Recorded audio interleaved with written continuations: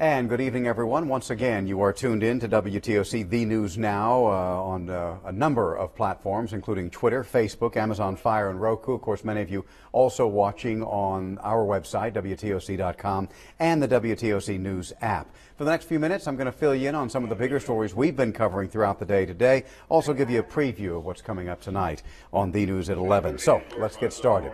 3 months in, and the new Chatham County Police Department's chief still not completely satisfied with the way hiring is going. He is, however, happy with the services that the officers that he does have are providing to Chatham County residents. Wright Gazaway reports on the effort to bring in more new cops. About 30 new officers will be heading to the academy this summer. They'll join more than 70 officers already on the force. Congratulations. The hiring was slow going at first. Things appear to have taken a positive turn, though, with almost 30 people having signed on in the last 2 months. We want to hire the right people. We want to do our due diligence. This isn't really a numbers game per se. We don't want to hire the wrong people just because. As their numbers grow, the number of Chatham County deputies helping out will go down. At first, about 30 sheriff deputies were helping out. We're down to 17 or 16 deputies right now. I anticipate, further collaboration as we go on, but over time we'll winnow that down to eventually zero. When that will be may be a little longer. The chief has been consistent in saying he wants to have a standalone force by the 1-year mark. I did ask the chief what's going well and what's going not so well. Listen to his response. I think what's going well is really the positive energy that we have at the department. What's not going as well, we'd like to hire more and have more staffing than we do right now. So that's really the only thing that really sticks out for me. The chief says the difficulties of hiring are not unique to this department. It's more indicative of the trend we're seeing nationwide when it comes to hiring law enforcement officers. Overall, he's not concerned. If you're interested in applying, Chief Hadley says they're always accepting applications. You have to be 21 years old and have at least a high school diploma. Reporting in Savannah, Wright Gazaway, WTOC News. The president of Georgia Southern University has announced today that he is leaving at the end of June. Dr. Jamie Hebert emailed university students, faculty, and staff, as well as some others, to tell them that he's leaving to pursue other opportunities. He came to Georgia Southern in July of 2016. In January 2017, the state university system announced its intentions to combine Georgia Southern and Armstrong State, and they put Jamie Hebert in charge of making that happen.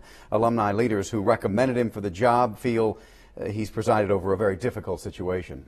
He was always very open about how excited he was to be the president and how happy he was to be in Statesboro.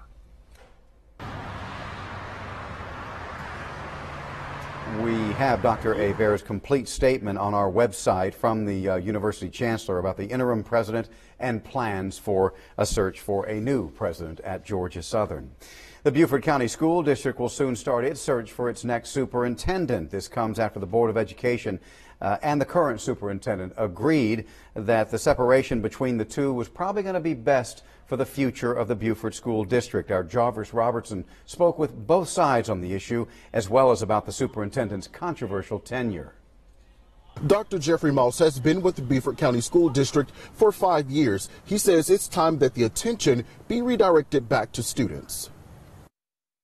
I became too much of the focus. Late Tuesday night, the Buford County School District announced an agreement had been made to accept Superintendent Dr. Jeffrey Moss's resignation, which becomes effective July 31st. Which we came to mutually so that we could move the district forward and get the board hopefully on board to achieve that. Dr. Moss will tell you during his time here, several accomplishments were made. When you look at exactly where we were 5 years ago with our increased graduation rate, our 5 years of increased academic performance, both the highest they've ever been in the history of the county. Our community support going from 1,300 volunteers to over 7,400 volunteers. And the list goes on. I've spoken with multiple board members and they tell me the group is divided. When Dr. Moss's wife was hired for the school district, it caused trust issues. An action that took place 3 years ago, and it is stifling our progress. It's a distraction every time we try to do something everything goes back to that incident 3 years ago. I asked Dr. Moss if he had any regrets while serving as superintendent. He says no, but continues to look back at the bigger picture. All superintendents reflect and think of how they could have handled situations differently. So I'm no different than everyone else. Do you guys have a short list of candidates you all would like to see in the position? We do not have any short list at all yet. We will be meeting tomorrow. As for his plans after vacating the superintendent position, well, they're unclear at this moment. Reporting in Buford County, I'm Jarvis Robertson, WTOC News. The school board in Buford County now starting the process of selecting an interim superintendent until a permanent replacement can be found. Well, you can earn a piece of the Touchstone Energy $1 million hole-in-one shootout by bringing your A game, we're told, to the Old South Golf Club over the next 3 days. Each year, hundreds of golfers show up for that shot at $1 million hole-in-one, with qualifying over the next 3 days giving 28 golfers a chance to take that one swing each at winning that $1 million. That's Saturday night. The event helps support Palmetto Electric's charity and puts money back in local classrooms. As a cooperative, we all live in the community. Our children are going to schools. So, you know, it's just being part of it and being able to help and give back, because every teacher needs support in schools. And you can take your shot at getting a slot Thursday through Saturday from 9 a.m.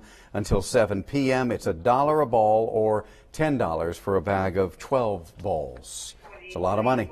Coming up tonight on the news at 11, a shootout that first was reported as a running gunfight in Savannah has left 2 individuals with gunshot wounds, and they're, of course, looking for more suspects here in Savannah.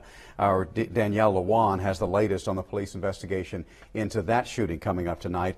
And in just 1 hour, meteorologist Jamie Erdl is going to be here with a look at that chance of more rain. Well, we know that's there. Finding a day that doesn't have a chance of rain that's going to be difficult for her. You can see her complete forecast coming up tonight at 9 o'clock right here. Until then, have a great evening.